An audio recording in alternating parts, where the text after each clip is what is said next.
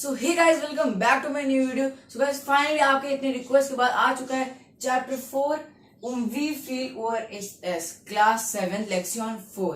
ठीक है, तो इस चैप्टर को स्टार्ट करने से पहले अगर आप हमारे चैनल पे नए हो, सब्सक्राइब करिए यार गाइस, प्लीज सब्सक्राइब हो जाओ। 1K तक पहुंचने में ज्यादा से ज्यादा सब्सक्राइबर की जरूरत है। और हाँ, लाइक करना मत भूलना अगर आपको ये वीडियो अच्छी लगी तो।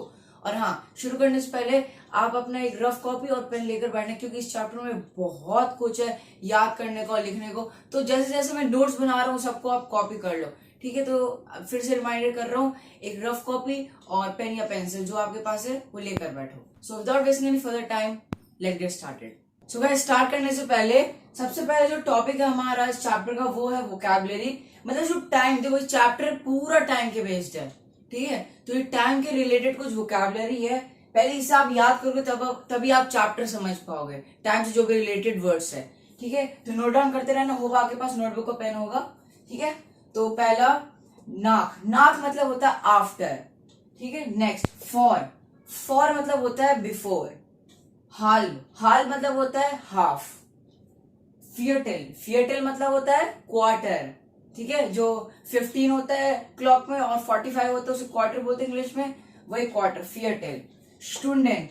स्टूडेंट मतलब आवर्स, घंटा। मिनट्स। मिनट्स मतलब मिन्यूट। ठीक है, सॉरी यहाँ पे मैंने उल्टा लिख दिया, ये इंग्लिश का, ये जर्मन का। ठीक है, मिनट्स को क्या कहते हैं? मिन्यूट। Next second. सेकंड को कहते हैं सेकुंडेन। ठीक है, ये क्लियर हो गया। Let's move to the next topic. So guys, let's move to this topic that is called जाइट। तो जाइट मतलब होता है ना टाइम। ठीक है, देखो गाइस, जो भी मैं बोल रहा हूँ उसे नोट करते रहो। वीडियो पॉज करो, जो भी लिख रहा है एक एक चीज नोट करो, क्योंकि बहुत लंबा चैप्टर है। एक एक चीज इतने अच्छे से बताऊंगा कि आपको कोई और चैनल पे जाने की जरूरत ही नहीं पड़ेगी। ठीक है, अच्छे से नोट करना। ठीक है, तो स्टार्ट करते हैं ये टॉपिक जाइट। देखो अब जाइट का क्या है, स्टार्ट करते हैं यहाँ से।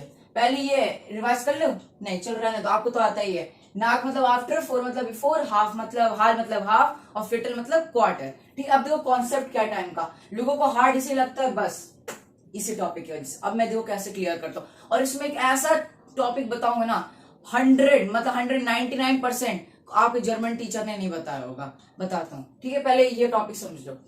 पहला देख लो है क्या है, फियर ओवर। अब देखो फियर ओवर सिंपल है। अब इसमें क्या है, फियर ओवर है, फियर का फियर लिख दो और बस ओवर लगा दो, खत्म। वो जीरो थोड़ी ना लिखते, नुल नहीं लिखते, बस खत्म। फियर लिख दिया और खत्म। ठीक है, मतलब 4 बजे, अभी 4 बजे, तो फियर ओवर। नेक्स्ट देखो, अब नेक्स्ट में पहले ये वाला करते हो, इसका कॉन्सेप्ट अलग है तो फिर मैं बाद में बताऊंगा। अब तो क्या है, 4:10 हुए हैं। कितने हुए? 4:10 हुए हैं, है ना। तो अब देखो इसमें क्या होता है, अब देखो इंग्लिश में अगर मैं बात करूं, मैथ्स में क्या होता है, अगर मैं बोलूं 4:10, 4:10, उसको इंग्लिश में कैसे बोलते हैं? 10 past 4। 10 past 4 बोलते हो ना, तो पहले 10 नंबर बोल रहे हो, तो यही कॉन्सेप्ट यहाँ लगता है। सबसे पहले अगर हम दोनों तरफ नंबर होते, जीरो नहीं, यहाँ जैसे जीरो वो वाला नहीं बता रहा, अगर दोनों तरफ नंबर होता है तो पहले हम लोग ये वाला नंबर जो हमारे राइट हैंड साइड पे है वो वाला हम नंबर पहले लिखते हैं, उसके बाद जो लेफ्ट हैंड साइड पे वो वाला नंबर लिखते हैं। ठीक है, अब देखो 4:10 मतलब 10 मिनट पास हो चुके, बीत चुका है 10 मिनट। 4 तो पहले बजे, लेकिन 10 मिनट बीत चुका है ना, तो बस वहां नाक यूज करें। तो जेन, पहले ये वाला नंबर कॉपी करो, इस साइड का नंबर राइट हैंड साइड का क्या है 10, यहाँ पर बस जेन लिखो पहले, जेन। अब देखो, अब कंफ्यूज मत होना, नाक यूज करना है कि फॉर यूज करना है। देखो ये भी किसी ने नहीं बताया होगा, नाक और फॉर यूज कहां करना है। अब देखो मान लो ये क्लॉक है 12, 3, 6, 9। अगर ये वाली जो साइड है इधर की कभी भी हम बात करते हैं तब हम यूज करते हैं नाक, लेकिन जब हम इधर की बात करते हैं तो तब हम यूज करते हैं फॉर। सीधा सीधा कहने का मतलब है, अगर हम राइट हैंड साइड की बात किया जाए, मतलब 12 बजे से लेके 6 बजे तक, तब हम वहां क्या यूज करते हैं? नाक। पर जब हम फॉर तब यूज करते हैं जब हम 6 बजे, मतलब जब 6 बजे के बाद की बात हो। कहने का यही सिंपल मतलब है। ठीक है, ये कॉन्सेप्ट को ध्यान सुनना। अब देखो, अब 4:10 हुए, अब 10 यहां पर आ रहा है, 1 2 3, 2 को हम 10 बोलते हैं, बड़ा काटा जब 10 पर आता है तो उसको 10 ही ना बोलते हैं। तो बस यहां पर हम नाक यूज करेंगे, क्योंकि जब वो इस साइड राइट हैंड साइड है हमारा, तो बस नाक लिख दो, बीत चुका है आफ्टर। और 4 को क्या बोलते हैं? फियर। ठीक है, फियर हो गया, तो जेन नाक फियर। 4:10 हुए, 4:10 क्या बोलेंगे? वेरी गुड, जेन नाक फियर। अब इसी तरह एक और एग्जांपल ले लो, 4:50 हुए हैं, 4:50 हुए। अब देखो पहले हमेशा यही कर लो यार, सबसे पहले राइट हैंड साइड का नंबर लिख दो बस। क्या है, क्या है ये? 50 है, 50 है। पर यहां पर गलती मत करना, यहां पर 50 नहीं लिखेंगे। क्यों नहीं लिखेंगे 50? बताया था जब इधर वाला साइड पहले लिखना है तो 50 लिखो, 50 नंबर नहीं। यहाँ 24 आवर क्लॉक नहीं कि जो नंबर एज इट इज वैसे लिखना है। अब देखो 4:50 हुए हैं, ठीक है, 4:50 है, उसके 10 मिनट बाद देखो क्या है, 50 मिनट, 10 मिनट बाद क्या बच जाएगा? 5 बज जाएगा। क्या बच जाएगा? 5। पहले कितने बज रहे थे? 4, 10 मिनट बीत चुके थे, पर अब क्या हो रहे हैं? 4:50। तो मतलब अभी 10 मिनट है कितने बजने में? 5 बजने में। तो सबसे हम नियरेस्ट देखते हैं। अब 4 कहां और 4:50 का इतना लंबा गैप है। अब पास का देख लो ना, 5 बजने वाला है, 10 मिनट है, तो बस अब लिख दो। अब 50 ध्यान से देखो, जब यहाँ पर 50 बोल रहा हूँ, हाँ जब यहाँ 50 पर होता है तभी तो 50 बोलते हैं हम। तो इस साइड है, लेफ्ट हैंड साइड है कि नहीं है? इसलिए अब यहाँ पर हम फॉर यूज करेंगे, नाक नहीं यूज करेंगे। इतनी बात समझ में आई? तो क्या बोलेंगे? जेन, जेन क्या? फॉर जेन फॉर मतलब फॉर मतलब बिफोर यूज करेंगे। तो 10 मिनट बाकी है, कितने बजने में? 5 बजने में। पहले कितने हो रहे थे? 4:10 मिनट बीत चुके थे, पर अब 4:50 हो रहे। नियरेस्ट क्या है उसके? 5 है। तो बस वो 10 मिनट को लिख दो यहाँ, जेन फॉर कितना? जेन फॉर फ्यून, 5 मतलब फ्यूम। और गलती से भी अगर आपने नाक लिख दिया, जेन नाक फ्यूम, तब मीनिंग चेंज हो जाएगा। क्या हो जाएगा? जेन नाक फ्यूम मतलब 10 मिनट बीत चुके हैं, 5 जब मतलब पहले 5 बज रहा था, 10 मिनट बीत चुके हैं, तो उसका मतलब हो जाएगा 5:10। अगर आप यहाँ पर नाक यूज कर दोगे। इतनी बात क्लियर हुई? कहां पर नाक यूज करना है, कहां फॉर यूज करना है। अगर इस साइड और राइट हैंड साइड मतलब 12 बजे से लेकर 6 बजे तक अगर बिग हैंड जहां भी हो तब हम नाक यूज करेंगे। पर फॉर कहां यूज करेंगे? जब लेफ्ट हैंड साइड हो, मतलब 6 के इस साइड, लेफ्ट हैंड साइड हमारे। इतना बात क्लियर हुई? अब देखो 15 और 45 का क्या कॉन्सेप्ट है, ठीक है।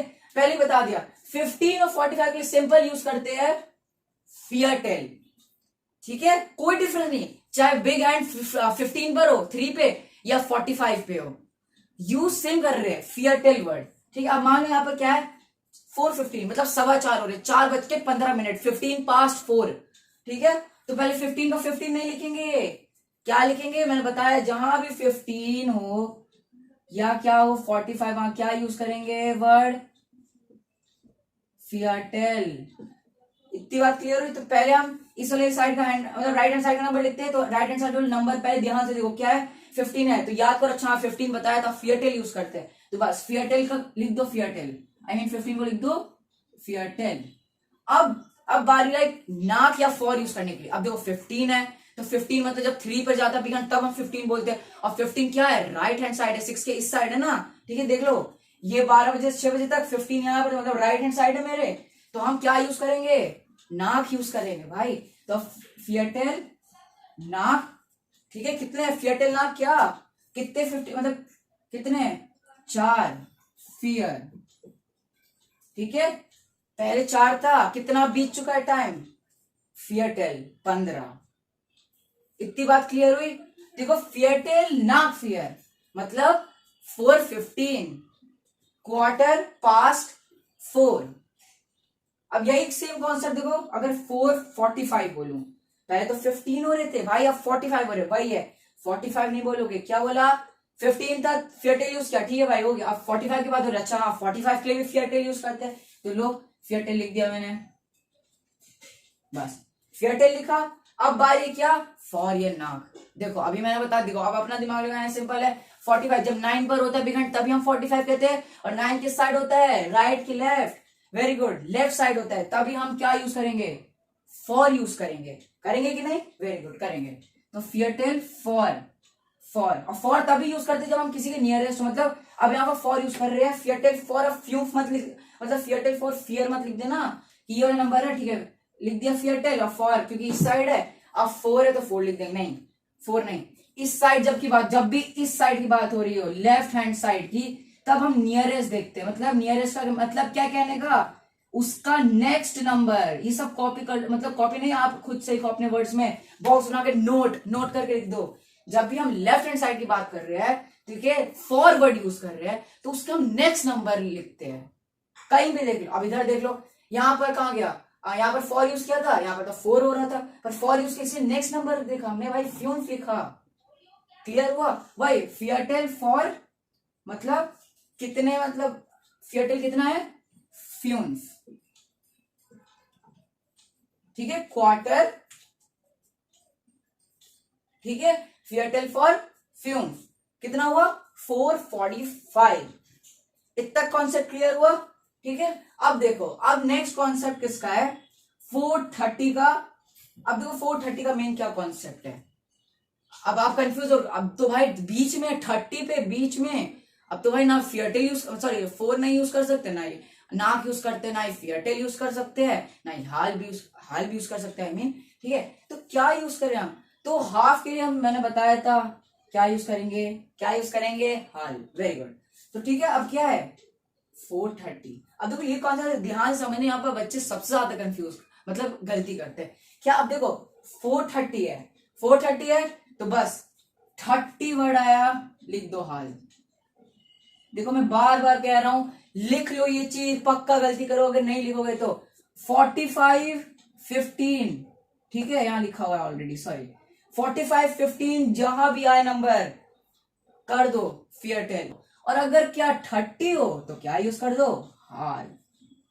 हाल वर्ड, हाल मतलब हाफ ही तो हो रहा है, अभी क्लॉक है 30, मतलब 6 पर होता है जब, तभी तो 30 बोलते हैं, तो मतलब हाफ ही तो कर रहा है, तो बस तभी हाफ यूज करेंगे हम, हाल वर्ड, ठीक है। तो 430 अब हाल है, ठीक है। अब इसका कॉन्सेप्ट पता है क्या है, हाल तो यूज किया, यहां पर एक एडवांटेज है कि ना ही आपको यहाँ फॉर यूज करना है, ना ही आपको नाक यूज करना है, ना ही आपको फियाटेल यूज करना है, बस आपका जो नंबर है बस वही लिख देना हाल के साथ।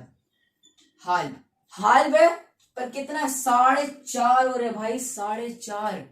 अब देखो यहां भी वही है, हाल तो लिख दिया भाई, 30 है, ठीक है, ये वाला नंबर पहले लिखते हैं 30, तभी हाल भी लिख दिया। अब 4 लिखे क्या, हाल 4 नहीं, यहां क्या होता है, नेक्स्ट नंबर लिखते हैं, नेक्स्ट, ठीक है। इस साइड होता है नाक यूज करते हैं, इस साइड होता है 4 यूज करते हैं, मतलब नियरेस्ट यूज करते हैं यहाँ पर, next number. Right hand side पर नियरेस्ट नहीं देखते, पहले वाला देखते हैं। और जब इस साइड की बात करते हैं, लेफ्ट हैंड साइड की, तब हम नियरेस्ट देखते हैं, बोला था बस। और बात जब बीच की हो तब भी हम नियरेस्ट देखते हैं, मतलब नियरेस्ट का कहना क्या मतलब है, सिंपल, नेक्स्ट नंबर। उसका नेक्स्ट नंबर क्या है, अब 4 के बाद 5 आता है, बस 4 के बाद क्या आता है, 5 आता है कि नहीं आता है, तो अब हाल फ्यून, बस खत्म बात। 430 हाल फ्यून। अब एक और एक एग्जांपल देता हूं, 630। अब 630 हो रहे हैं, अब 630 में क्या है, 30 है, हाल लिख दिया। अब 6 के बाद कौन सा आता है, क्या आता है, 7 आता है, तो बस 630 को क्या कहेंगे, हाल जीबन। इतना क्लियर हुआ?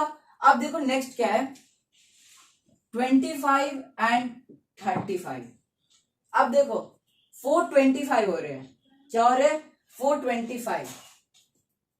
अब सबसे पहले 425, उसके 5 मिनट क्या आता है, उसके 5 मिनट बाद 430 आता है, ठीक है। अब सबसे पहला चीज है हाल फ्यूम, जो है ना, इसको पहले भी कॉपी करो यहाँ पर, तो मैं यहाँ पर लिख रहा हूँ इसका 425, पहले तो ये कॉपी करो, हाल फ्यूम, ठीक है।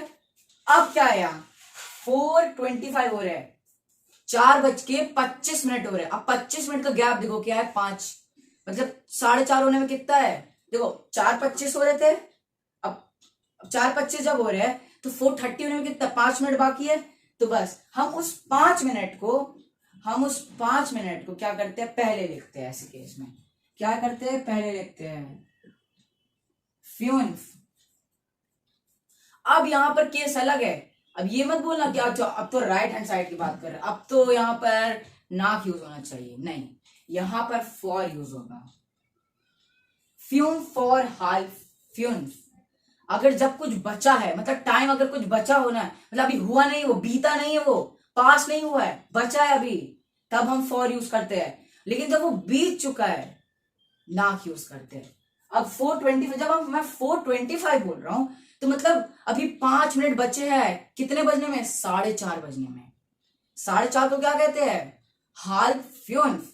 और कितने मिनट बचे हैं? 5 मिनट। तो 5 का 5 लिख दिया, 5 मिनट बाकी है कि नहीं? 5 मिनट लिख दो फ्यून्फ। अब बाकी है ना, बाकी है कि नहीं, तो बस फॉर लिख दो, ना यूज नहीं करेंगे, बीता हुआ नहीं है, बाकी है, ठीक है, तो फॉर। तो बस, और 4:30 को क्या कहते हैं? 4:30 बजने में बाकी है ना, तो 4:30 को क्या कहते हैं? हाल्फ फ्यून। तो ऐसा हमारा बना। 4:25 को क्या कहेंगे? फ्यून फॉर हाल्फ फ्यून। अभी भी कंफ्यूजन? देखो एक बार और समझा देता हूं। फ्यून फॉर हाल्फ, सॉरी, हाँ, फ्यून फॉर हाल्फ फ्यून, परफेक्ट। मतलब अभी 5 मिनट बाकी है, कितने बजने में? 4:30 बजने में, नियरेस्ट, ठीक है। 25 हो या 35 हो, उसका नियरेस्ट 30 हमेशा होता है, याद रखना, ठीक है। अब वैसे ही केस यहाँ पर है, कहाँ गया? अब 35 देखो, 4:35 है, सेम केस है। यहाँ पर एक चीज सेम रहेगा, जो बीच का है, बीच का बिल्ली, बीच का बिल्ला जो हमेशा सेम रहता है, क्या है यहाँ पर? हाल्फ फ्यून। देखो ये बोल रहा हूं भाई, मैं तो कहीं नहीं जाऊंगा, चाहे फ्यूफ आगे जाए या फॉर पीछे जाए, मैं तो एक जगह अपना रहूंगा। बस इसको एक जगह अटका दो, मतलब इसको एक जगह सस्पेंड कर दो कि हाल्फ फ्यूफ एक जगह रहेगा जब हम 35 या 25 की बात किया जाए। 25 इस साइड होता है, आई मीन, तो आपके हिसाब से इस साइड होगा 25, उस साइड 35 होगा, ठीक है। यहाँ पर बचे थे इसलिए फॉर यूज किया, पर 35 यहाँ तो बीत चुका है ना, बीत चुका है कि नहीं? 35 हो रहा है, तो बस अब पहले यहाँ पर क्या था हमने? फ्यून फॉर। 5 मिनट बाकी था, कितने होने में? 4:30, ये क्लियर हो गया था। अब 5 मिनट बीत चुके हैं, कितने थे? कितना बीत चुका है? 5 मिनट 4:30 होने में बीत चुका है, मतलब पहले 4:30 हो रहे थे, इसलिए हम फ्यून लगा, अब लेकिन अब बीत चुका है तो फ्यून नाक लगा रहे हैं। सेम है यहाँ पर दोनों, पर डिफरेंस कहाँ आ रहा है? फॉर और नाक का, ठीक है, फॉर और नाक का। फ्यून फॉर हाल रहा है, ठीक है, मतलब 5 मिनट बाकी थे, कितने बजने में? 4:30। तो ऐसे केस में जहां पर 30 बीच में हो, आई मीन, हाँ, जब 30 हो, जब मतलब जब 25 की बात हो रही हो, ठीक है, ये सब नोट करो। 15 हो, 45 हो, फियरटेल है, 30 है, हाल्फ है। 25 या 35 हो तो उसमें हम ये वाला कॉन्सेप्ट यूज करते हैं, ठीक है। बीच का वो रहता है अपने आप हाल्फ, जो भी हाल्फ हो रहा हो, और 5 मिनट बाकी थे यहाँ, इसलिए आप मतलब बाकी यहाँ थे, इसलिए हम फॉर यूज कर रहे हैं, पर यहाँ बीत चुका था 5 मिनट, इसीलिए हम नाक यूज कर रहे हैं। अब तो समझ में आ गया होगा कि अभी भी डाउट है? अगर अभी भी डाउट है तो कमेंट कर दो, ठीक है। तो फिर मैं आपको एक बार और बता दूंगा, एक उसका सेपरेट वीडियो बना दूंगा, मे बी, अगर आपको समझ में ना आया हो, ठीक है। ये तो कॉन्सेप्ट आपको क्लियर हो गया। अब देखो यहां पर एक और चीज है, कौन सा? कोर्स का। ये आपको किसी ने नहीं बताया, आई एम 98% श्योर, ठीक है, इतना तो सब कुछ पता है। किसी को ये नहीं पता कि अगर मैं बोलूं 4:03 है या 4:58 हो रहे, तब कैसे बोलेंगे यार? तब आप सोच रहे हो क्या बोलेंगे? 3 है, 3 का लिख दो, क्या होगा? 3 को क्या बोलते हैं? द्राय, और बीत चुका है तो नाक, और 4 था यहाँ पर, 4 फियर, तो क्या हुआ? द्राय नाक फियर, द्राय नाक फियर, मतलब 3 बीत चुका है। कितने था पहले? 4 बजने गए, 3 बीत चुका है, ठीक है। 3 पास 4, और यहां पर क्या बोलोगे 4:58 को? कि द्राय फॉर फ्यून। क्यों भाई? यहां पर अब तीन सॉरी, द्राय ने 2, सॉरी, स्वाय होता है ना 2, तो स्वाय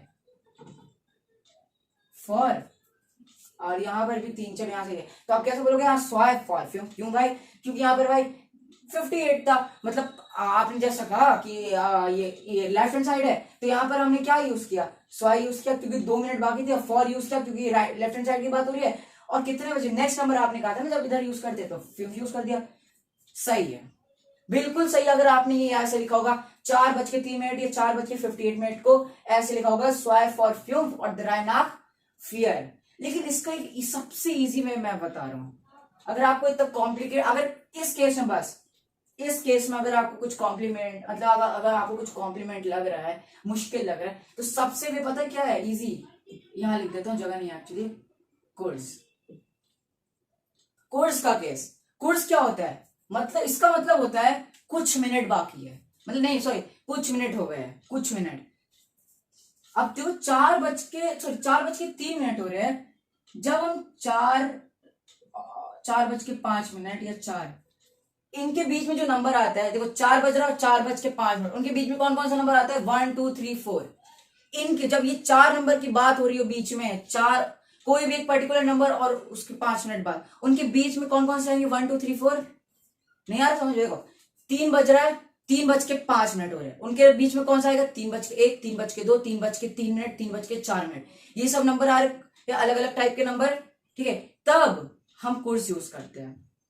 फॉर एग्जाम्पल अगर बज रहे हैं, चलो यहां पर नहीं, मैं एक्सप्लेन कर देता हूं। अगर मान लो बज रहे हैं 7:03, 7:03 हो रहे हैं, तब हम कैसे बोलेंगे, ठीक है। तब हम बोलेंगे पहले 3 है, 3 है तो द्राय मत लिखना। ऐसे केस में जब 1 2 3 4 हो रहा, बस 1 2 3 4 लिख लो। when there is 1 2 3 4 then we use course, ठीक है। लिख दो एक बार, रिपीट करो। when we use 1 2 3 4 in that time then we use course। 7:03 हो रहे हैं, ठीक है। तब हम 3 की जगह क्या लिखेंगे, पहले इस साइड का लिखते हैं, राइट हैंड साइड का, तो 3 की जगह हम लिख दो कोर्स। कोर्स ये स्पेलिंग KURZ, कोर्स। कोर्स। अब नाक बीत चुका है तो नाक लगा दो। अब कितना कितना बीत चुका है, मतलब टाइम क्या हो रहा था पहले, ठीक है। 3 मिनट पहले टाइम क्या हो रहा था, 7 बजा था, 7:03, ठीक है। तो कुर्स नाक जीबन। बस अब यही उल्टा कर दो। अगर 7:58 हो रहा है, अब नियरेस्ट की बात करेंगे क्योंकि भाई 6 से आगे जा रहे हैं हम, नियरेस्ट की बात कर रहे हैं। तब यहां पर क्या होगा, 7:58 को कि 58 है, मतलब अब 8 बजने में कितने मिनट रहे, 58, 2 मिनट, 2 मिनट रह रहे। तो हम क्या यूज करेंगे, अब स्वाय द्राय आइन से पूछेगा, कुर्स वर्ड यूज कर लो, सिंपल।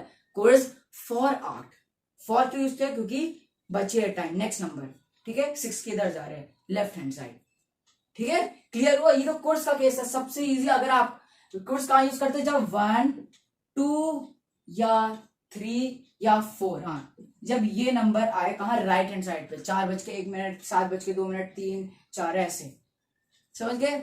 और अगर 5 आए तो बस वैसे सिंपल लिख दो, 5 का फ्यूफना जो नंबर है, ठीक है। ये होप आपको ये सब कुछ क्लियर होगा। और ये 5 वर्ड सिंपल है, फ्यून वर, क्लियर है। होप आपको ये समझ में आ गया होगा, ठीक है। अब आपके लिए एक और मेन चीज कि देखो, मैं ये नहीं बोल रहा कि आप जो अभी अपना आप जितना भी टाइम पड़े है उससे आप 24 आवर क्लॉक में नहीं लिख सकते, ठीक है। मान लो जैसे 7:15 है, मैं ये नहीं बोल रहा कि आप उसे सिर्फ हमेशा एग्जाम में लिखोगी फियरटेल नागजीबेन। आपने लास्ट चैप्टर में भी पढ़ा है कि आप उसे क्या बोल सकते हो, मेरा टूट फॉर्मूला याद है, टाइम और डैश, मतलब जीबेन फिर उवर फिर 15 को क्या बोलते हैं, फ्यूमजेन। तो क्या बोल सकते हो उसे, फियरटेल नागजीबेन बोल सकते हो, या क्या बोल सकते हो, जीबेन उवर फ्यूमजेन। इतना क्लियर हुआ। पर इस चैप्टर में आपको क्यों पढ़ा जा रहा है वापस टाइम, क्योंकि देखो 24 आवर और 12 आवर क्लॉक डिफरेंट चीज है। पर एग्जाम में आप उस दोनों वे में लिख सकते हो। पर हाँ, लेकिन जैसे जो कॉम्प्लिकेटेड नंबर है ना, जैसे मैंने कहा 2:01, 2:50, वो सब तो आप 24 आवर क्लॉक में मत लिख देना, डायरेक्ट गलत होगा, ठीक है। तो मैं कुछ टिप्स दे रहा हूँ एग्जाम के लिए, मतलब आपके एग्जाम में किस टाइप के क्वेश्चन आ सकते हैं, ठीक है। तो सबसे मेन बताऊं क्या है, क्या आ सकता है आपका, मैच द फॉलोइंग। अब देखो मैच द फॉलोइंग का क्या कॉन्सेप्ट है, ठीक है। मान लो एक तरफ लिखा है हमारा,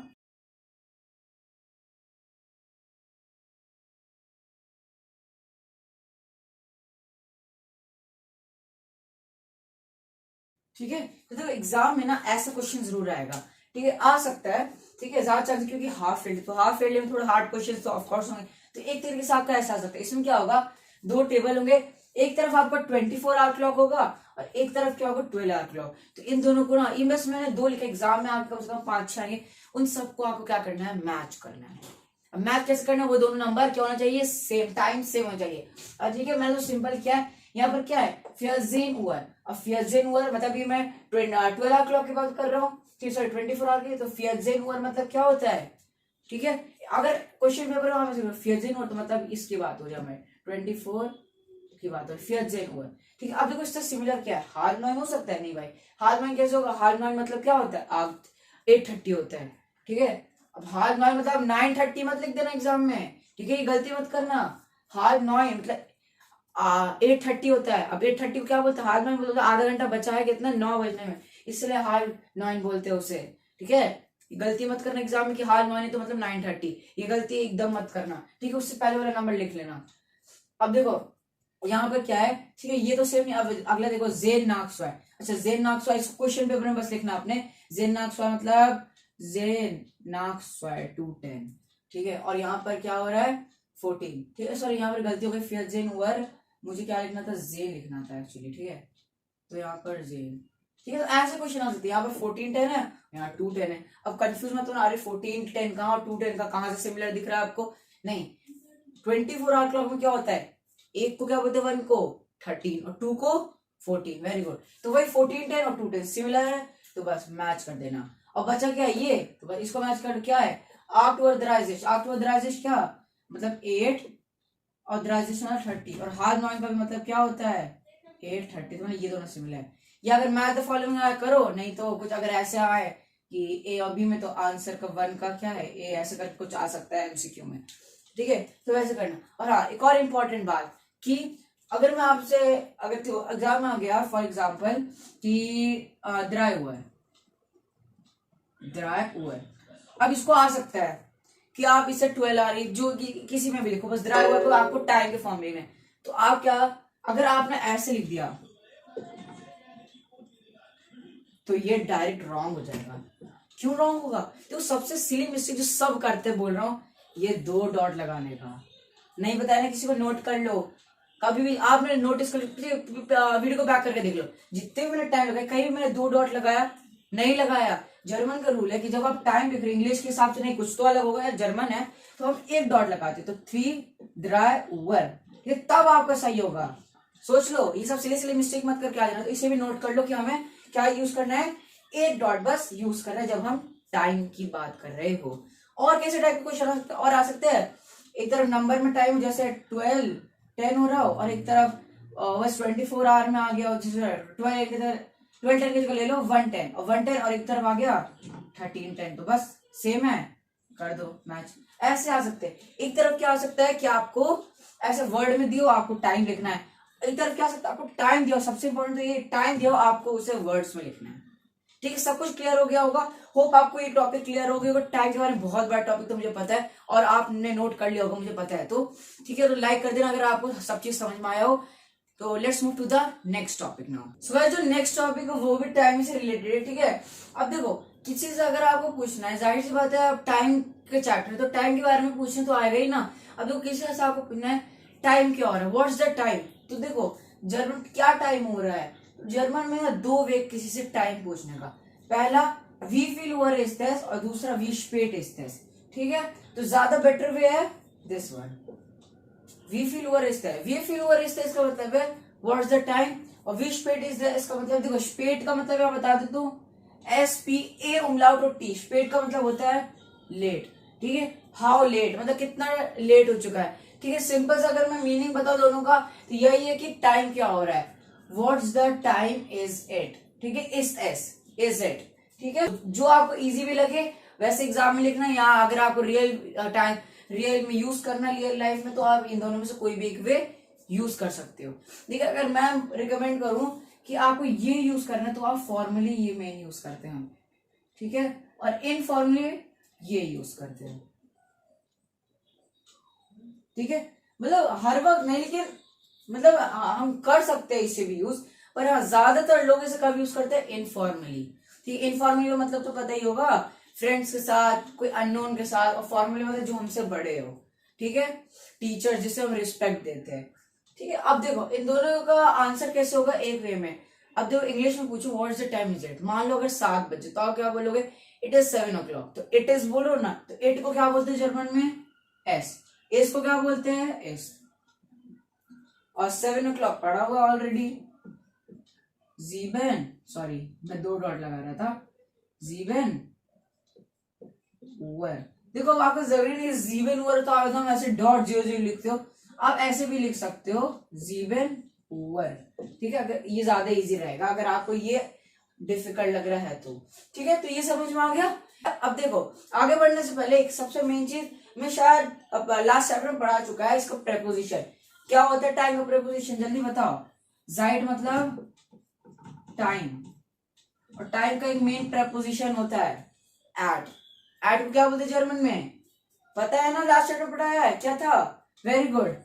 नहीं पता था तो अब भी बता देता हूँ, एट को हम बोलते हैं बस। अगर आपसे पूछना है व्हाट टाइम इज इट, ठीक है। तो व्हाट टाइम नहीं, अगर आप कभी भी वो बोल रहे हो टाइम को, तो एट व्हाट टाइम बोलो ना। अगर मैं पूछूं आपसे आप कब खाना खाते हो, तो एट व्हाट टाइम बोलो, eight what time do you eat breakfast, आप कब नाश्ता करते हो, तो एट लगा लो ना शुरू में बस। इसी के आगे एट जब लग जाता है तो हम एट को बोलते हैं जर्मन में ओम, तो ये प्रेपोजिशन है। तभी तो चैप्टर नाम देखो ओम we feel over. We feel over इस टेस्ट का मतलब तो पता है क्या है, what the time is it. But जब ओम लग गया चैप्टर शुरू में, तो ओम का भी मतलब क्या हो गया, एट व्हाट टाइम। क्लियर हुआ। Let's move to the next topic. तो गाइस चलो स्टार्ट करते हैं बहुत मेन टॉपिक, ट्रेन बार वेवन। ट्रेन बार वेवन क्या होता है, देखो ट्रेन बार वेवन मतलब सेपरेबल वर्ब्स। देखो सेपरेबल वर्ब्स क्या होते हैं भाई, देखो तुमने अगर लास्ट चैप्टर नहीं देखा वाज गिफ्ट ऐसे फैंस है, उसमें मैंने बताया था सेपरेबल वर्ब्स। मुझे पता है जिन्होंने देखा उसे पता होगा, उन्हें पता होगा, तो ऑल वेरी गुड, ठीक है। तो ट्रेन बार वर्ब वो वर्ब होता है सेपरेबल वर्ब जिसमें जिस वर्ब को हम ब्रेक कर देते बीच में। उसमें एक प्रीफिक्स होता है, एक सफिक्स होता है, हम सफिक्स को कॉन्जुगेट करते हैं, प्रीफिक्स को लास्ट में फेंक देते हैं, आई मीन लास्ट में पुट करते हैं। देखो अब अभी भी नहीं समझ में, आप देखो क्या होता है। अब देखो इस चैप्टर में, उस चैप्टर में कौन सा पढ़ाया था, फैंजेन, फैंजेन पढ़ाया था। फैंजेन मतलब क्या होता है, टू वॉच टीवी, ठीक है। अब वो भी एक सेपरेबल वर्ब था, ट्रेन बार वेवन। इस चैप्टर में हम फैंजेन तो पढ़ेंगे, पर उसके साथ 3 और वर्ब नए पढ़ेंगे। अब कौन कौन से नए 3 वर्ब्स हैं, पहला है aufstehen, ठीक है, पहले लिख दो aufstehen। aufstehen का क्या मतलब होता है, टू वेक अप, मतलब उठना, ठीक है। सुबह उठते हो ना, वही उठना, वेकअप, टू वेकअप, aufstehen। या लिख सकते हो टू गेट अप, दोनों हो सकते हैं इसका मीनिंग, ठीक है। मैं अभी भी बोल रहा हूँ, रिमाइंडर दे रहा हूँ, नोटबुक और पेन होगा आपके पास होगा, आप कॉपी करते रहो। देखो ना अभी मैं क्या क्या लिखाता हूँ, आप जस्ट कॉपी करो। अगर वो नोट्स है, ठीक है, मैं नोट्स ही लिख रहा हूँ ऐसा, अगर वो कॉपी कर लो, वही अगर आपने याद कर लिया, तो गारंटी बोल रहा हूँ, अगर 20 के एग्जाम फॉर एग्जाम्पल, तो आपके 19-20 आराम से गारंटी के साथ बोल रहा हूँ आएंगे। और अगर 50 का है तो मान लो सब में 48-49, या 80 का है तो 78-79 आके ही रहेंगे, अगर आपने मेरे नोट्स को याद कर लिया और मेरे एक एक कॉन्सेप्ट को ध्यान से सुना, ठीक है। और सुना तो भाई लाइक कर देना, इतनी मेहनत कर रहा हूँ, ठीक है। अब पहले देखो aufstehen है। अब aufstehen का क्या मतलब होता है, टू वेकअप, सुबह उठना, मतलब उठना या गेटअप, वही हुआ उठना। अब देखो उसका क्या कॉन्सेप्ट है, aufstehen मैंने पहले बताया था, यहां पर क्या होता है, एक प्रीफिक्स और एक सफिक्स, ठीक है, प्रीफिक्स और सफिक्स। aufstehen तो कौन से वर्ड से मिलकर बना aufstehen, auf प्लस stehen, ठीक है। auf और stehen ब्रेक कर दिया, क्या था पहले aufstehen था, auf को अलग कर दिया मैंने और stehen को अलग कर दिया। जो इस साइड वाला वर्ब होता है पहला, उसे प्रीफिक्स कहते हैं, और इस साइड वाला को सफिक्स कहते हैं। इंग्लिश में तो पढ़ा है ना प्रीफिक्स सफिक्स, तो बस यही है। इसमें क्या होता है ना, हम इस वाले जो प्रीफिक्स है उसे कॉन्जुगेट करते हैं, और जो ये सॉरी सफिक्स है उसे कॉन्जुगेट करते हैं। प्रीफिक्स जो वर्ड होता है उसे हम सेंटेंस में मान लो कुछ और उसके लास्ट में थ्रो कर देते हैं। अभी एग्जाम में तौर पे समझाऊंगा, ठीक है। ये मान लो कुछ कुछ मोडाल वर्ब के तरह है, ठीक है। मोडाल वर्ब में भी क्या था, 2 वर्ब होते हैं, उसमें एक वर्ब कॉन्जुगेट करते हैं, दूसरे वर्ब को सेंटेंस के एंड में पुट करते हैं, ठीक है। अब देखो इसका कॉन्जुगेशन क्या है, सिर्फ स्टेहन का बताऊंगा, क्योंकि स्टेहन ही तो है, स्टेहन को ही तो कॉन्जुगेट करते हैं हम, ऑफ वाफ को नहीं करते। क्योंकि एक सेपरेबल वर्ब में क्या होता है, जो दूसरा वर्ब होता है स्टेहन है इसमें, तो उसे हम कॉन्जुगेट करेंगे पर्सनल प्रोनाउन के साथ, और ऑफ को लास्ट में। अब एग्जाम्पल भी बात लेना, पहले इसका कॉन्जुगेशन लिख लो।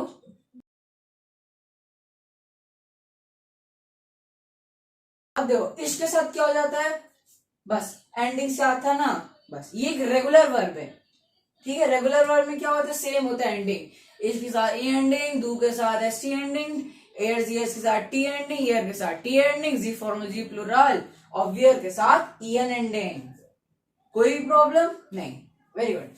अब देखो इसके साथ क्या हुआ, स्टे हो, दू के साथ क्या हो जाएगा, दू के साथ क्या हो जाएगा, वेरी गुड, स्टेस, स्टेस, ठीक है। एयर जीएस स्टेट, वियर और ईयर सबके साथ सेम रहता है, स्टेहन। ईयर के साथ भी सेम, स्टेड। ठीक है, ये क्लियर हुआ। बस इसका कॉन्जुगेशन याद रखो, और जो भी सेंटेंस हो, ठीक है, उसके लास्ट में ऑफ। अब एग्जाम में अगर ये आ गया ना, एक टेबल आ गई फॉर एग्जाम्पल, और ये सब पर्सनल प्रोनाउन लिखा और ये मतलब पर्सनल प्रोनाउन लिखा और क्वेश्चन में दिया कि राइट द कॉन्जुगेशन ऑफ स्टेहन, तो आप ऐसे मत लिख कर आ जाना। क्या गलती है, जब हमें पता है, अब मैं थोड़ा ना सिर्फ स्टेहन की बात कर रहा हूँ भाई, जब ये क्या है सेपरेबल वर्ब है, तो भाई ऑफ कहाँ भूल गए तुम। बस आगे क्या करना है आपको, डैश कुछ लगाकर of, dash of, dash of. बस बाकी सबके साथ भी यही सेम रूल अप्लाई होगा, तो ऐसे लिख कर आओगे, स्टे स्टे ऑफ। ऑफ क्यों डालना, क्योंकि सेपरेबल वर्ब में अब डैश का मतलब कुछ बीच में सेंटेंस है और ऑफ लास्ट में हम लगा रहे हैं।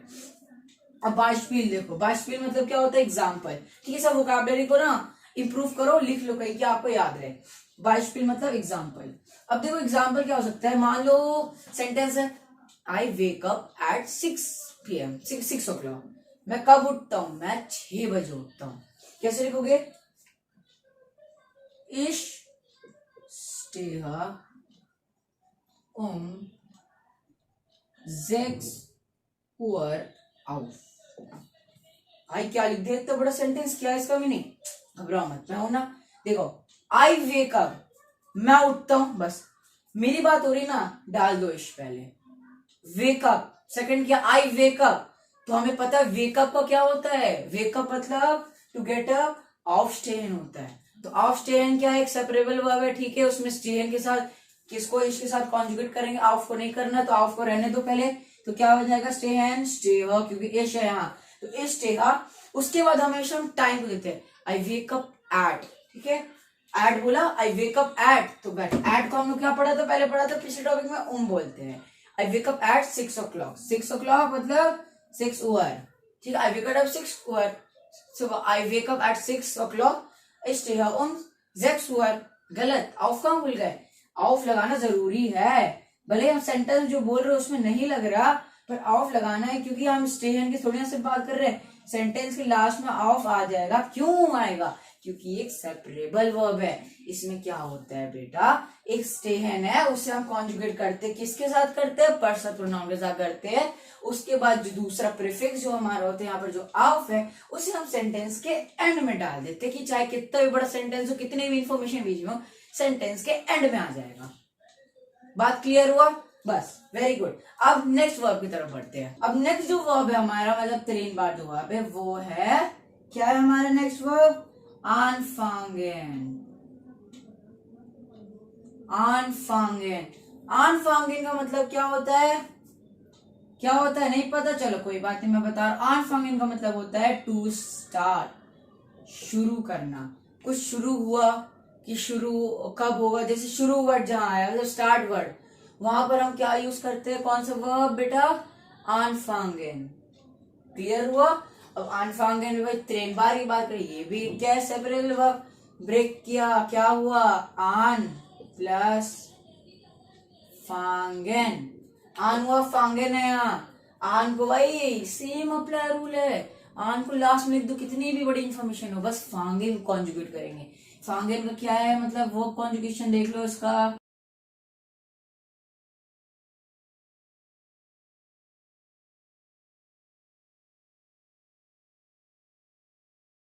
इतना है हमारा वर्ब कॉन्जुगेट, मतलब पर्सनल प्रोनाउन। ठीक है, अब फांगेन को सिर्फ कॉन्जुगेट करेंगे, अब बता चुका मैं उतना एक्सप्लेनेशन नहीं करूंगा, एक्सप्लेनेशन आई मीन। ठीक है, अब देखो, इश फांगा, दू क्या होगा, फांग्स। अच्छा फांग्स, चलो फांग्स लिखते हैं। गलत, गलत कैसे, अरे भाई अभी तो बताया था आपने कि फांग्स है, मतलब दूसरा स्टील नहीं होगी, फांग्स होगा, नहीं होगी। क्यों नहीं होगी, ये एक इर्रेगुलर वर्ब है। देखो भाई मैं बार बार कह रहा हूँ, इर्रेगुलर वर्ब, रेगुलर वर्ब बहुत बहुत ज्यादा इंपॉर्टेंट है। प्लीज जाकर वो वीडियो देख लो, तभी आप जर्मन आगे, मतलब बहुत सारी ऐसे वर्ब्स आएंगे, वहां पर आपको ये कॉन्सेप्ट क्लियर होना बहुत बहुत ज्यादा जरूरी है। ठीक है, तो मैं एंड स्क्रीन पे दे दूंगा या डिस्क्रिप्शन में लिंक दे दूंगा, ठीक है, या चैनल पे आप जाकर भी देख सकते हो उसका वीडियो। इसमें क्या होता है देखो, एक्सप्लेन थोड़ा सा कर देता हूँ, वरना मुझे करना नहीं चाहिए वैसे तो, तब भी कर लेता हूँ जिन्हें नहीं पता। इर्रेगुलर वर्ब क्या होता है, देखो इर्रेगुलर वर्ब क्या होता है, जिसमें कुछ चेंजेस है। चेंजेस कहाँ आते हैं, डू में और एयर्स में। जैसे अगर ई है वो किस में बदल जाता है, आई में। ई आई किस में हो जाता है, आई। जैसे जेहन वो किस में हो जाता है, जाइस, आई हो जाता है, ई से आई, ठीक है। वैसे ही अगर ए हो, यहाँ पर क्या था, ए था, डू और एयर्स इसमें सिर्फ चेंजिंग आती है, वैसे यहाँ पर उमलाउट हो जाता है, ए चेंजेस इनटू ए उमलाउट, ठीक है। अब जितना आपको एक्सप्लेनेशन चाहिए उस वीडियो में जाकर देख लेना इरेगुलर रेगुलर वर्ब में, ठीक है। अभी बता देता हूँ, डू के साथ फांग्स और इसके साथ भी चेंज आता है तो क्या हो जाएगा, फैंड, ठीक है। एंडिंग सेम रहती है, S T ending, T ending, बस चेंजेस बीच में कहीं आते हैं। ए क्या बन गया, ए उमलाउट, यहाँ भी चेंजेस आएंगे, ए क्या बन गया, ए उमलाउट, बाकी सब सेम रहेगा, फांगेन बस। और यहाँ पर भी वही फैंग होता है इसके तरह, बस यही अलग है कि इसमें कोई चेंज नहीं आता, ए उमलाउट नहीं होता।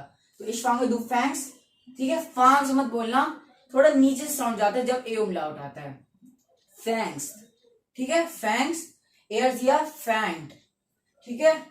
और जी फॉर्मल जी प्लूरल वाले में फांगेन, और ईयर में यहाँ फांग्ड बोलोगे, यहाँ पर कोई ए उमलाउट नहीं आ रहा।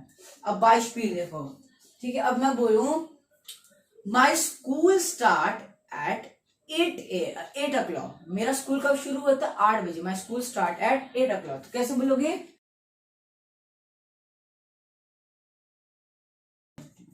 क्या, वही सिंपल, माई स्कूल स्टार्ट। देखो सेंटेंस इंग्लिश के हिसाब से भी चल सकते हो, माई स्कूल है, माई स्कूल को क्या बोलते हैं, माइनर शूला, माइनर क्यों लगा, शूला क्या है, फीमेल है, ई एंडिंग देख लो उसके, ई एंडिंग, तो माइन नहीं लगेगा, माइनर लगेगा, ठीक है। तो माइनर शूला, स्टार्ट बोल रहे हैं ना, माई स्कूल स्टार्ट, तो स्टार्ट क्या बोलते हैं, आन फांगेन, पर यहाँ पर सिर्फ हम फांगेन यूज करेंगे, तो फांग्ड कैसे बना, यहाँ तो कोई एच डू की बात भी नहीं हो रही सर, क्यों नहीं हो रही, यहाँ से देखो शूला है, मायने लग रहा है, समझ लो शूला का आर्टिकल क्या होता है, डी होता है, तो मतलब हम जी की तो बात कर रहे हैं, तो बस कॉन्जुगेट होकर फांग्ड बना, फैंग्ड आई मीन, तो माइने शूला फैंग्ड एट 8 o'clock, तो ओम आफ्टरवर, बस आन लगाना मत भूलना, ठीक है, आन। My school start at 8 o'clock, मैंने शूला फैंग्ड ओम आफ्टरवर आन। अगर ये भाई आप भूल गए तो डायरेक्ट 0 मार्क्स मिलेगा, सेपरेबल वर्ब्स में यही गलती मत करना, ठीक है। तो ये था दूसरा। अब नेक्स्ट देखते हैं, नेक्स्ट वर्ब क्या हमारा थर्ड, आन रूफेन। आन रूफेन मतलब वही दो वर्ड से बना है, आन प्लस रूफेन, इसका मतलब होता है बच्चों टू कॉल, कॉल करना, मैंने नानी का कॉल किया, मैंने मम्मी पापा को कॉल किया, बस वही कॉल, कॉल करने को क्या बोलते हैं जर्मन में, आन रूफेन, ठीक है। तो बस आन रूफेन है, आन रूफेन है। अब इसका कॉन्जुगेशन देखते, बस रूफेन का कॉन्जुगेशन होगा, आन का नहीं होगा, प्रीफिक्स को हम नहीं करते, सफिक्स को करते हैं बेटा। तो आन रूफेन है, रूफा, इश रूफा, दू रूफ्स्ट, एयर्स यस रूफ्ड, वियर जी फॉर्मल जी प्लूरल रूफेन, ईयर रूफ्ड। अब ये भी एक क्या है, रेगुलर वर्ब, तो इसमें कोई चेंजेस नहीं आता, सिंपल है, बीच में कोई चेंजेस नहीं आएगा, एंडिंग सेम है, बस इरेगुलर में चेंजेस आते हैं बीच में, ठीक है। तो सिंपल। अब बाय स्पीड देखते हैं, इसका एग्जांपल क्या है, I call my friend at 6 o'clock, मैंने अपने दोस्त को कब कॉल किया, 6 बजे कॉल किया, मैंने किसको किया, अपने दोस्त को। तो कैसे कैसे लिखोगे, आई कॉल माई फ्रेंड, तो इश कॉल बोला था, ये तो इश रूफा, किसको कॉल किया भाई, इश रूफा, आई कॉल माई फ्रेंड, ठीक है। तो इश रूफा माई फ्रेंड, अब देखो फ्रेंड है, मेल फ्रेंड कोई, तभी माइन यूज किया, अगर लड़की मतलब कोई फीमेल फ्रेंड होती तो यहाँ पर फ्रेंड डेन आ जाता, मतलब डी के बाद आई एन आ जाता, और यहाँ पर माइन नहीं रहता, यहाँ भी ई लग जाता, माइन न, ठीक है। तो ये सब चीज का याद रखना, ठीक है। तो इश रूफा माइन या माइना, फ्रेंड या फ्रेंडेन, आपने बता रहा हूँ, इश रूफा माइन फ्रेंड कब किया, ओम एट, कब किया था, 6 o'clock, ठीक है।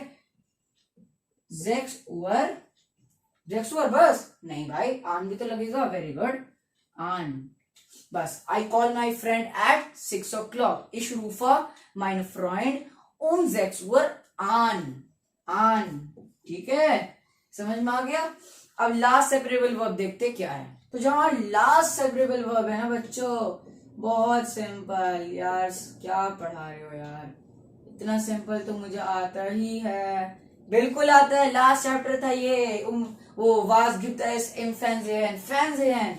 बस ब्रेक कर दो, क्या बना, फैन प्लस जेहन. पढ़ा यार, कॉन्जुगेशन तो आती होगी. ये भी इर्रेगुलर वर्ब है, चेंजेस आएगी इसमें. बस इश जेहा दू जाइस्ट, सॉरी यहां पर आई हो जाता है ना. हाँ, दू जीस्ट, यस जाइड. यहां पर सेम रहता है जेहन, और यहां पर क्या हो जाता है, जेड. बस फैन जेहन का मतलब तो सबको पता है यार, सॉरी नहीं बताया तो सुन लो. अगर लास्ट चैप्टर नहीं देखा आपने तो इसका मतलब होता है टू वॉच टीवी देखा. अब वाइश भी देख लो क्या होगा. I watch TV at 8 o'clock. मैंने 8 बजे टीवी देखा. कैसे होगा, इश मैंने देखा, इश जेहा आई वॉच. ठीक है, जेहा का मतलब होता है टू सी. वही टू सी वॉच एक जैसा हुआ. ठीक है, 8 Uhr फैन. कंफ्यूज मत होना. I watch TV at 8 o'clock is जेहा आई वॉच. अब टीवी कहाँ गया भाई, टीवी क्यों लिखेंगे, जेहा मतलब मैंने देखा. अब टीवी लास्ट में जाएगा, क्यों हो जाएगा, क्योंकि सेपरेबल वर्ब है यार. I watch TV at 8 o'clock is जेहा 8 Uhr फैन. आपकी इंफॉर्मेशन थी नहीं. ठीक है, तो बस ये खत्म हो गया आपका. समझ गया आपको ये समझ में आ गया. ट्रेन बार वर्ब क्या होता है, सेपरेबल वर्ब जिसमें एक प्रीफिक्स होता है, इसमें एक सफिक्स होता है, दो वर्ड से मिलके बनता है. उसमें क्या होता है, जो लेफ्ट वाला जो वर्ब होता है, मतलब जब हम ब्रेक करते हैं, जो उसका राइट लेफ्ट वाला होता है प्रीफिक्स, उससे हम कॉन्जुगेट नहीं करते, उससे हम लास्ट में सेंटेंस के थ्रू कर देते हैं. और जो सफिक्स होता है, जो राइट हैंड साइड वाला होता है वर्ब, जब हम उसे तोड़ते हैं तो उससे हम कॉन्जुगेट करते हैं पर्सनल प्रोनाउन के साथ. क्लियर हुआ, बस इतना था आपका ट्रेन बार वर्ब. अब देखो ट्रेन बार वर्ब तो हो गया, पर आपका इस चैप्टर में एक और वर्ब है, वो ट्रेन बार वर्ब तो नहीं है पर वो इंपॉर्टेंट है, इस चैप्टर में बहुत यूज हुआ. वो क्या है, फहरिन. वो वर्ब क्या आपका, फहरिन. फहरिन मतलब होता है टू ड्राइव. कहीं आप जा रहे हो, ठीक है, मैं दिल्ली गया, मैं कहीं जा रहा हूं, तो वहां पर फहरिन यूज होगा. मैं ड्राइव, इसका मतलब होता है टू ड्राइव. ठीक है, इसका भी कॉन्जुगेशन देख लो, यहीं से देख लो. इश के साथ हो जाता है, चलो यहीं लिख देता हूं, इश फहरा दू एयरजियस. ठीक है, एयरजियस यहां जी प्लूरल, जी फॉर्मल या वियर, और ये ईयर. बस अब देखो क्या कॉन्जुगेशन. इशफारा दू, ये एक क्या है, इर्रेगुलर वर्ब. ठीक है, देखो मैं आपको यही सजेशन करूंगा, आप दो टेबल बना लो, इर्रेगुलर वर्ब टॉपिक डालो और एक रेगुलर वर्ब. अभी जितने भी मैंने आपको ट्रेन बार वर्ब पढ़ाया है उसमें दो रेगुलर थे, बस एक जगह डाल लो रेगुलर, और जितने भी जो चीज करवाए वो लिखो. और इर्रेगुलर के दो करवाए थे, क्या करवाया था, ठीक है, उसमें से दो करवाए थे, दो रेगुलर थे, दो इरेगुलर, तो दोनों में लिख दिया, और एक फॉरेन लिख दो ऐड, किसमें, इरेगुलर में. ये भी एक क्या है अपना, इरेगुलर वर्ब. बस ठीक है, इशफारा, तो इसमें ए क्या हो जाएगा, ए उमलाउट बन जाएगा. इशफारा दू फैट्स एयरजियस फैट. अब देखो बहुत बच्चे क्या करते हैं, देखो एफ ए उमलाउट है, इसको बहुत बच्चे पता है क्या पढ़ते हैं, फाट. अब देखो वो फाट की मैं बात नहीं कर रहा, यहां पर ए उमलाउट लग जाए तो नीचे से आ जाएगी फैट. ठीक है, फाट नहीं फैट. ठीक है, और दू फार्स तो नहीं, फैट्स. ठीक है, तो इशफार दू फैट्स एयरजियस फाट, सॉरी फैट, वियर फहरिन. सॉरी अगर हैंडराइटिंग अगर समझ नहीं आ रही होगी. और इसमें क्या होगा, कुछ कॉन्जुगेशन नहीं होगी, फाट. यहां पर आपका फार्ट आ जाएगा। ठीक है, इतना समझ में आ गया। होप आपको ये वर्ब, ट्रेन बार वगैरह जितना भी मैंने समझा दिया अच्छे से आपको समझ में आ गया होगा। Okay, now let's move to the next topic.